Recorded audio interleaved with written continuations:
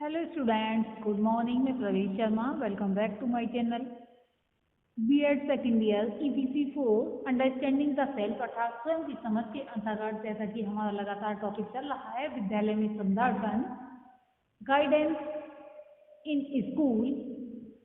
शिक्षा का एक महत्वपूर्ण दायित्व है कि बालक की क्षमताओं का अधिक से अधिक विकास करे और वह तभी ठीक प्रकार से संभव हो सकता है जब उसको उचित निर्देशन मिल जाए।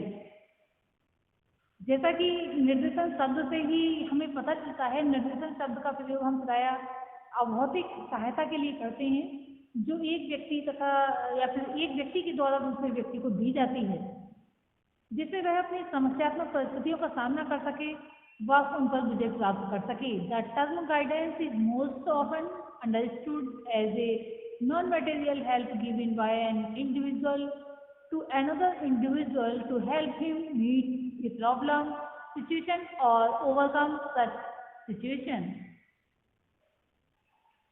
वास्तव में ये जो निर्देशन है वह समस्या का समाधान नहीं करती है, व्यक्ति को सक्षमता एवं योग्यता प्रदान करती है कि जीवन में कभी भी कोई समस्या आए तो उससे निपट सके।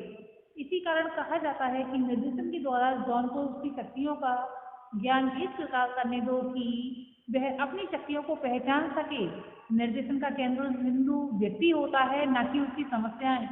अगर निर्देशन का केंद्र बिंदु समस्याएं होती तो न जाने जीवन में कितनी समस्याएं आती हैं, प्रतिदिन कितनी समस्याएं आती हैं, प्रतिपल कितनी समस्याएं आती हैं। तब तो निर्देशन और या ये कहें कि गाइडेंस या किसी व्यक्ति को गाइड करना बड़ा ही मुश्किल हो जाता। ऐसा नहीं है कि समस्या का इंतजार किया जाए तभी निर्देशन दिए जाए, ये तो समस्याओं का आना तो अनवरत प्रक्रिया है। इसलिए पहले से ही व्यक्ति को निर्देश देकर या गाइडेंस देकर उसको इतना सक्षम कर दिया जाता है कि वह जीवन की कठिन विपत्तियों से समस्याओं से निपट सके। इसी संबंध में ऑथर जे जॉन्स ने लिखा है, guidance concerned with crisis with time of choice, with time when the ways diverge, with time of needed adjustment. It is clear that the help given may be direct or indirect. The one guided may be conscious of the help given or may the entirely unconscious of it. The guidance may be given at the time of a crisis or long before it occurs. Indeed, the best guidance is usually that given long before the need for choice arises. It consists the assisting of the individual in the gradual accumulation of facts and experience that will, when the time comes, enable him to decide wisely। यहाँ कहने का तात्पर्य यह है कि सुसंगठित अर्थ में निर्देशन का संबंध विषम क्षणों से है, जैसे कि चयन के समय, दोराहे पर पहुंचने के समय, समायोजन की आवश्यकता के समय। इसमें ये स्पष्ट हो जाता है कि सहायता प्रत्यक्ष भी हो सकती है और अप्रत्यक्ष भी हो सकती है। जिस व्यक्ति को निर्देशन दिया जाना है वह उससे परिचित भी हो सकता है और अपरिचित भी हो सकता है। निर्देशन संकट के समय या फिर संकट की स्थितियों से काफी पूर्व दिया जा सकता है। वास्तव में सबसे अच्छा निर्देशन वह है जो कि चयन की आवश्यकता से पूर्व दिया जाता है। इसमें वह सहायता भी निहित है जिसके द्वारा व्यक्ति क्रमिक रूप से तथ्यों अनुभवों का संग्रह करता है जो उसे समय आने पर बुद्धिमत्ता के साथ निर्णय करने के लिए समर्थ बनाएंगे। अब हम देखेंगे अच्छे निर्देशन कार्यक्रम की क्या विशेषताएं हैं। Characteristic of good guidance programme. अच्छे निर्देशन के लिए ये आवश्यक हो जाता है कि वह निरंतर चलने वाली प्रक्रिया हो। तो इसलिए पहला पॉइंट है इसमें सतत प्रक्रिया। ये सतत प्रक्रिया के रूप में देखा जाना चाहिए। क्षणिक समय के लिए उसे शुरू करके समाप्त कर देना गलत है। व्यक्ति जीवन पर्यंत विषम परिस्थितियों का सामना करता है और उसे किसी के सहारे व सलाह की आवश्यकता पड़ती है। अतः एक सीमित समय के लिए यह प्रक्रिया न होकर जीवन पर्यंत चलने वाली प्रक्रिया के रूप में होनी चाहिए। जैसे मान लीजिए किसी व्यक्ति का किसी सब्जेक्ट में इंटरेस्ट है और किसी से सलाह मांगता है कि तुम्हें किस क्षेत्र में जाना चाहिए, किस प्रकार की जॉब करनी चाहिए, किस प्रकार की नौकरी करनी चाहिए, तो उस संबंध में दूसरे व्यक्ति उससे कहता है कि आप डॉक्टर बन जाइए, लेकिन उसका साइंस में बिल्कुल इंटरेस्ट ही नहीं है, उसका संगीत में इंटरेस्ट है, तो वह डॉक्टर कैसे बन सकता है। तो ये भी देखना चाहिए कि निर्देशन देते समय हमें उसकी आवश्यकता या फिर उसकी रुचि का ध्यान अवश्य रखना चाहिए। नेक्स्ट पॉइंट है उद्देश्य युक्त निर्देशन। क्रिया के उद्देश्य निश्चित होने चाहिए जिससे निर्देशन लेने वाले व ये या फिर निर्देशन देने वाले दोनों ही व्यक्तियों को ये पता हो कि वह क्यों निर्देशन ले रहा है तथा वह क्यों निर्देशन दे रहा है। यदि निर्देशन का कार्यक्रम उद्देश्यहीन हुआ, उद्देश्य विहीन हुआ, तो उसके मूल्यांकन का भी कोई आधार हमारे पास नहीं होगा। हम इसको इस रूप में देख सकते हैं, जैसा कि इसमें एक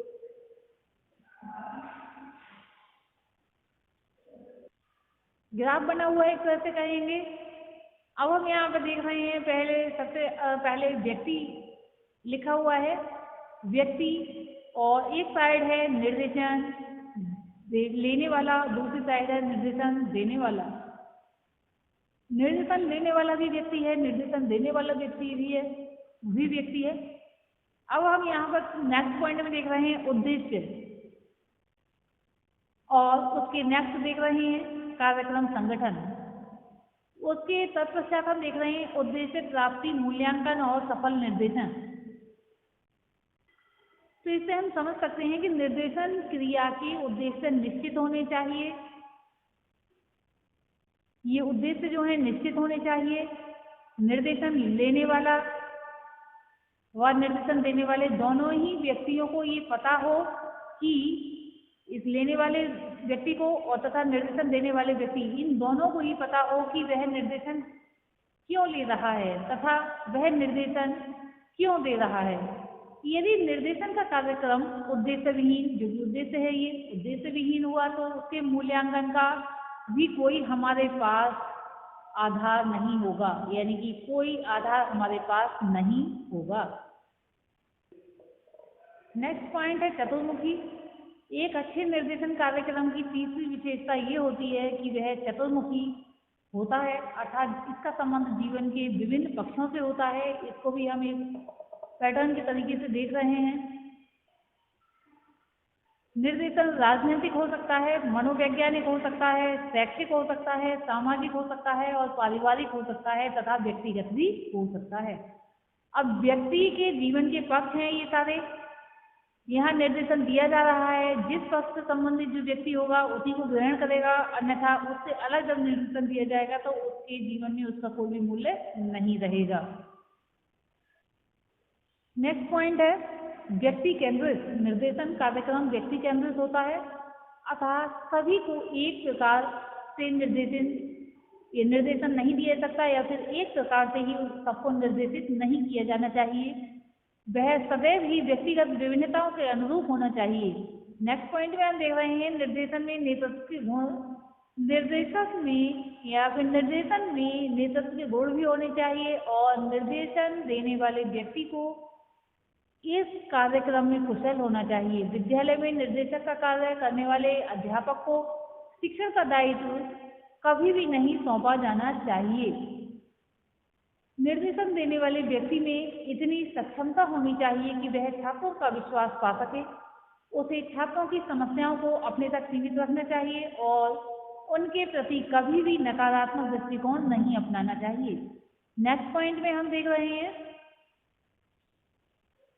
सामाजिक संस्थाओं का सहयोग। निर्देशन कार्यक्रम में विभिन्न सामाजिक संस्थाओं का सहयोग होता है और अवश्य लिया जाना चाहिए, जिससे कि वह कार्यक्रम के सफल संचालन में अपना सक्रिय योगदान सहयोग कर सके।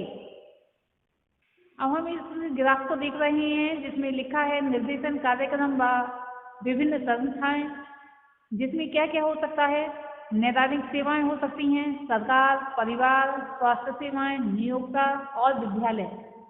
चाहे विद्यालय में निर्देशन कार्यक्रम संचालित हो या फिर कार्यरत स्थल पर, निर्देशन कार्यक्रम को सदैव ही एक समन्वित प्रक्रिया को ऑर्डिनेटेड प्रोसेस के रूप में आयोजित किया जाना चाहिए।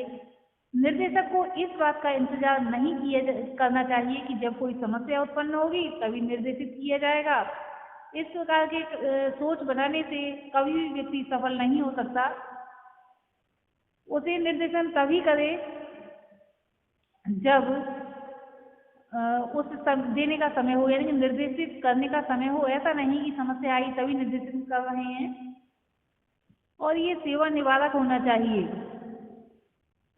समस्या उत्पन्न होने से पूर्व ही छात्र को उसके लिए जागरूक कर देना चाहिए ताकि वह अपने व्यवहार को उसको संचालित कर सके। क्योंकि जो माध्यमिक विद्यालय में निर्देशन शैक्षिक कार्यक्रम के उस पक्ष का उल्लेख करता है जो मुख्यतः बालक को अपनी वर्तमान स्थिति से समायोजित करने तथा अपनी रुचियों, योग्यताओं एवं सामाजिक आवश्यकताओं के अनुसार भावी जीवन की योजना बनाने में सहायता देता है। Guidance is the secondary school refers to that aspect of educational program which is concerned especially with helping the pupil to become adjusted to his present situation and to plan his future in line with interests, abilities and social needs। स्वयं निर्देशन शब्द को गलत समझ लिया जाता है। उसको आत्मनिर्देशन की धारणा के माध्यम से अच्छी प्रकार समझा जा सकता है। निर्देशन ना तो अनुकूलन करना है और ना सुझाव देना है, ना अभीष्ट अवस्था में लाना है और ना नियंत्रित करना है, ना पथ प्रदर्शन करना है और ना उत्तरदायित्व ग्रहण करना है। हमको आने वाली संतति को शिक्षित करना आवश्यक है और वास्तविक शिक्षा का अर्थ निर्देशन है, जैसा कि हम प्रदर्शित करने का प्रयत्न करते हैं या करेंगे। आज हमने अच्छे निर्देशन कार्यक्रम की विशेषताएं, characteristics of good guidance programme के विषय में जाना और समझा। नेक्स्ट वीडियो में हम टाइप्स ऑफ गाइडेंस के विषय में समझेंगे। आज के लिए इतना ही। धन्यवाद।